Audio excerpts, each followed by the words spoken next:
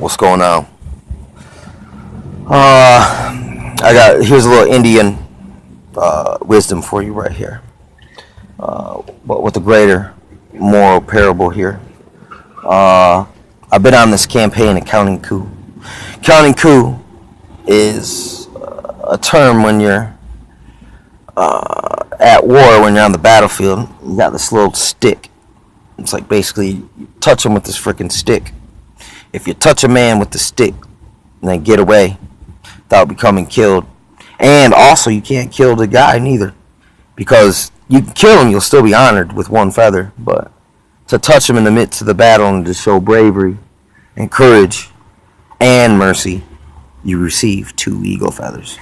You know what I'm saying? And it's like you gotta feed the sheep, and he also says you gotta love the sheep.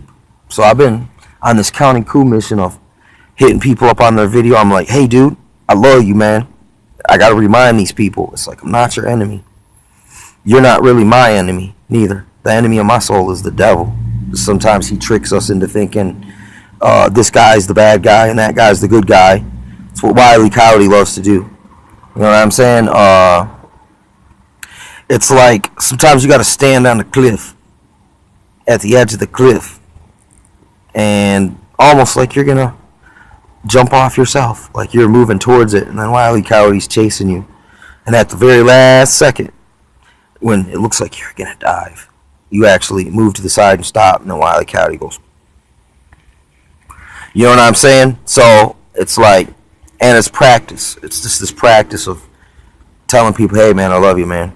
Just not in any kind of weird way, and just common humanly brotherly love. You know what I'm saying? And I was very suspicious of people, very apprehensive, and in that state of mind, it's hard to love people because you know what I'm saying? It's like you're not really operating out of love. So, and even when I say it, it's not just a vain show. Being honest with you, it's freaking it's not easy. I'm putting myself in a bad position to be misunderstood, to the gesture to be not received very well or perceived as some kind of a backhanded compliment or slight or feigning some kind of humility. Nah, trying to bring this mind is also made of flesh. These thoughts, they must be brought under subjection. You know what I'm saying? And it's you are partially in control of that. And one of the ways you overcome this kind of like hostility, apprehension, this Bloods and Crips, Cowboys and Indians, cops and robbers style of a way of thinking, you have to try to fight the evil with good now.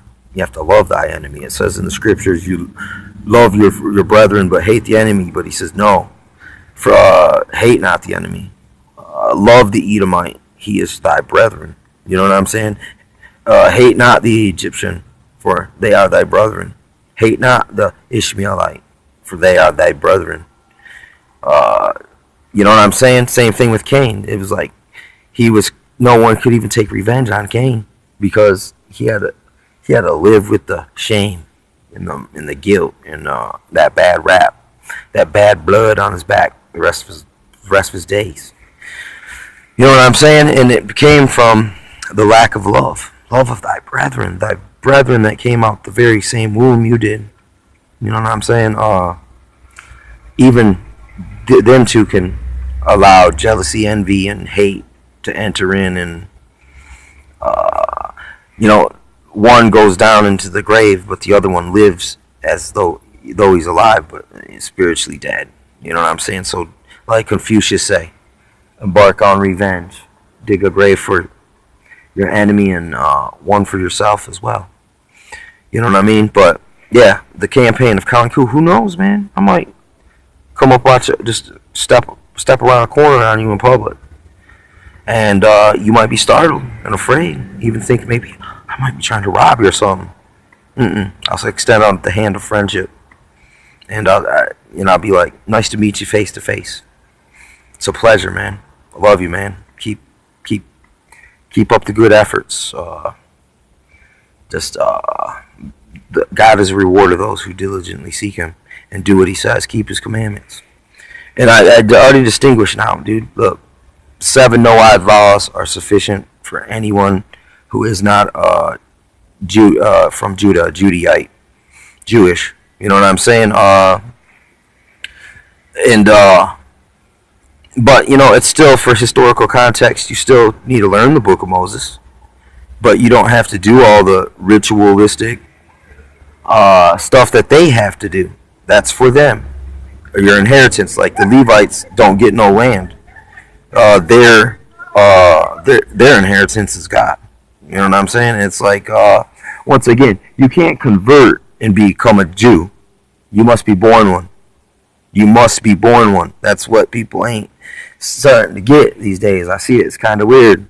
You know what I'm saying? It's like, in an Israelite, it means that you're Hebrew.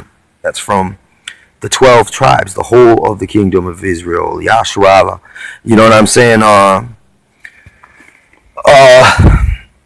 So, and it's a prophecy that these were to be gathered from the 4 corners of the earth. You know what I'm saying? Just like when Moses came back to Egypt, the place that he was a king there, and he had to go on his purification process out and away from it all. And then he came back, and he called out for his brethren that were left behind.